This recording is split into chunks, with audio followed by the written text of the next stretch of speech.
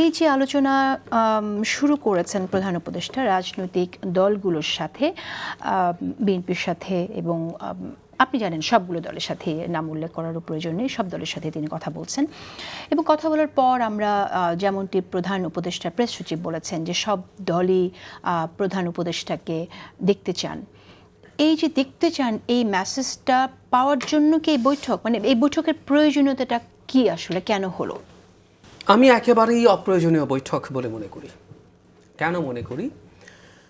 আমরা খেয়াল করব, যখন এই সংকটটা শুরু হলো তখন আমরা পত্রিকায় দেখেছি 4 দিন ধরে বিএনপি দেখা করতে চেয়েছে, দেখা পায়নি। জামায়াতে ইসলামী চেয়েছে এবং জামায়াত রায়দার বলেছে একটা সর্বদলীয় বৈঠক আয়োজন করার জন্য, সেটা হয়নি। প্রধান উপদেষ্টা জনাব নাহিদ ইসলামকে ডেকে তার আর 2 ছাত্র উপদেষ্টা সহ বসে তার কাছে তার পদত্যাগের অভিলাষের কথা জানান, এবং জনাব নাহিদ ইসলাম এসে বিবিসি বাংলাকে এটা যেহেতু বলেছেন, তার মানে ইট ওয়াজ এ প্ল্যান। প্রধান উপদেষ্টা বলেছেন তুমি কি এটা বলে দিও, সবাই এসে এরপর যা যা করার করবে। গতকাল বিএনপি, জামায়াত এবং এনসিপি বসলো, আজকে অন্যান্য দল বসছে। খেয়াল করি আমরা, সরকার কিন্তু এই বৈঠকগুলো চায়নি, প্রধান উপদেষ্টা এই বৈঠকগুলো চাননি। এগুলো নিয়ে রিপিটেডলি যখন দলগুলো বলেছে এবং সমাজে এক ধরনের আলাপ তৈরি হয়েছে যে সংকটে তো আলোচনা করা দরকার, তারপর ডাকা হলো। ফলে সরকার এটা একটা লোক দেখানো বৈঠক করছে বলে আমি বিশ্বাস করি। না, আমার এখানে দুটি প্রশ্ন, আমি এই প্রসঙ্গে আসবো। আপনি বলছেন লোক দেখানো বৈঠক, কেন এটা মনে হলো আর একটু জানতে চাইবো। তো যে বিষয়টা আমি বুঝতে চাইছি সেটা হচ্ছে যে মেসেজটা বৈঠকের পরে যেটা এসছে যে প্রধান উপদেষ্টাকে সব দলই দেখতে চান না, এরকম তো কোনো পরিস্থিতি ছিল না। তাহলে দেখতে চান এই বার্তাটা আমাদের কাছে দেওয়ার জরুরি কেন হলো? আমরা তো কোনো দল থেকে এরকমটা বলতে শুনিনি যে আমরা প্রধান উপদেষ্টাকে চাইছি না। খুবই গুরুত্বপূর্ণ একটা পয়েন্ট আপনি ধরেছেন। হ্যাঁ, কোনো দলই বলেনি, এমনকি বিএনপি সবচেয়ে টাফ যে বক্তব্যটা দিয়েছে এটা টাফ না, এটা বাস্তবতা। জনাব সালাউদ্দিন আহমেদ বলেছেন যে আমরা চাই উনি থাকুন, আমরা ওনার পদত্যাগ চাইনি, কিন্তু উনি যদি শেষ পর্যন্ত চলেই যান, এই দেশের জনগণকে তো সিদ্ধান্ত নিতে হবে। আসলে উনি তো শুরুতেও দায়িত্ব নাও নিতে চাইতে পারেন। উনি আমাদের সামনে যে স্টোরিটা বলেন, উনি তো বলছেন উনি নাকচ করে দিয়েছিলেন, পরে আবার ফোন করেছে, ওনাকে হাতে পায়ে ধরে রাজি করানো হয়েছে। তো এটা অপ্রয়োজনীয় কথা একদমই। কিন্তু এই যে সলিডারিটি দেখানো হচ্ছে, আমি মনে করি না সলিডারিটি এতটা স্ট্রং আছে। কারণ সরকার যখন কারোর সাথে মানে ডিসওন করেন কাউকে, সরকার তো একটা নিউট্রাল সরকার, সবার সরকার। কিন্তু উনি এনসিপিকে কেন ডাকলেন প্রথম, জনাব নাহিদ ইসলামকে ডেকে কেন এই কথাগুলো বললেন বাংলাদেশের শক্তির বিচারে? আপনি প্রশ্ন তুলছেন যে কেন ডাকলেন, ধরেই নেই যে প্রধান উপদেষ্টাকে তো প্রথম আমন্ত্রণ জানিয়েছিল এই ছাত্রদের প্রতিনিধিরাই। ছাত্রদের প্রতিনিধি বলতে আমি গণঅভ্যুত্থানের সামনের সারিতে যে ছাত্ররা ছিলেন, যারা এনসিপি দল করেছেন বা এর আগে বৈষম্যবিরোধী ছাত্র সংগঠনে ছিলেন, তাদের কয়েকজনকে আমরা দেখেছি যে আমরা চাই প্রধান উপদেষ্টা হিসেবে ডক্টর মোহাম্মদ ইউনূস আসুক।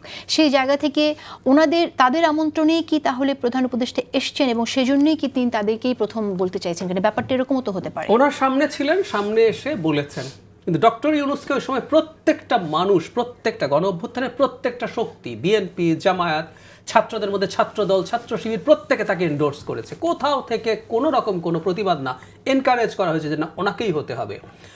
ধরলাম উনি প্রথম যখন আসলেন, উনি তো এই দেশে খোঁজখবর খুব বেশি রাখতেন না, শেখ হাসিনা ওনাকে একটু ঝামেলা করেছে বলে শেষ মুহূর্তে উনি একটু ইনভলভ হয়েছেন। তো ধরে নিলাম যে উনি ভুল বুঝেছেন যে এই ছাত্রদেরকেই নেতা মেনে সবাই তাদেরকে দেখেই এসছে। না, তাদেরকে দেখে আসে নাই, তারা ঘটনাচক্রে এটার সামনে ছিলেন। একদম তাই। আমরা ওদের কৃতিত্বকে, তাদের সাহসকে, তাদের বীরত্বকে ছোট করছি না, কিন্তু after a very long period উনি এখনো রিয়েলাইজেশনের সমস্যা আছে। উনি এখনো দেখছেন না ওরা ডাক দিলে, এই যে কিছুদিন আগে নির্বাচন কমিশনের বিক্ষোভে কয়জন লোক হয়েছে, পয়লা বৈশাখে নাহিদ ইসলাম যে বক্তৃতা করছিলেন তাদের অনুষ্ঠানে কয়জন লোক ছিল, ওনাকে এখনো বুঝতে বাকি আছে তাদের পেছনে যে জনগণ দেখা গিয়েছিল তারা আসলে কারা।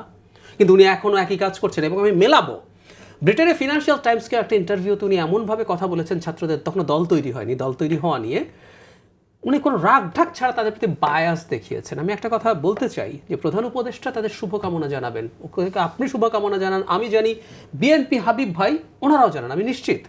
কিন্তু আপনি প্রধান উপদেষ্টার জায়গা থেকে তাদের প্রতি বায়াস শো করতে পারেন না।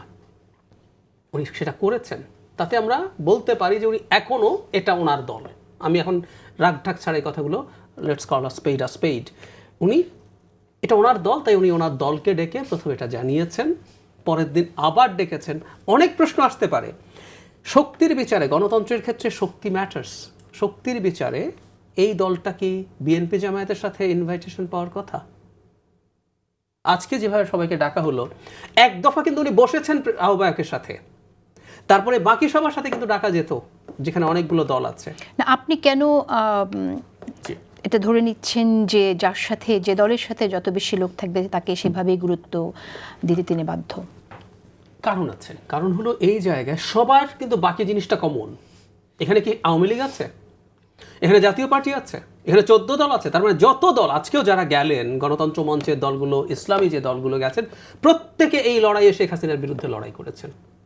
প্রত্যেকটা দল, প্রত্যেকে মাঠে ছিলেন, প্রত্যেকে একই শক্তি। তো আপনি কিভাবে ডিফারেন্সিয়েট করছেন? ওটা আপনার দল, এটা আপনার না, তাই আপনার ওকে নিয়ে প্ল্যান আছে, একে নিয়ে নাই। জানাব মান্না, জানাব সাকি, জানাব সাইফুল হক আজকে বেরিয়ে তো ব্রিফ করলেন। বছরের পর বছর এনারা রাস্তায় ছিলেন, ছিলেন না? ছিলেন তো।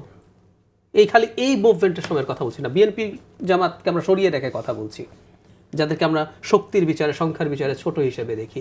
তো তাহলে কেন? আবারও বলছি, তাদের সাথে এক দফা উনি এক্সক্লুসিভ বৈঠক করেছেন, তারপরে এই জায়গায় এসছেন। সেজন্য যেটা বলতে চাচ্ছিলাম, আপনি যখন ডিসক্রিমিনেট করেন তখন আসলে আপনার সদিচ্ছা নিয়ে প্রশ্ন আসে।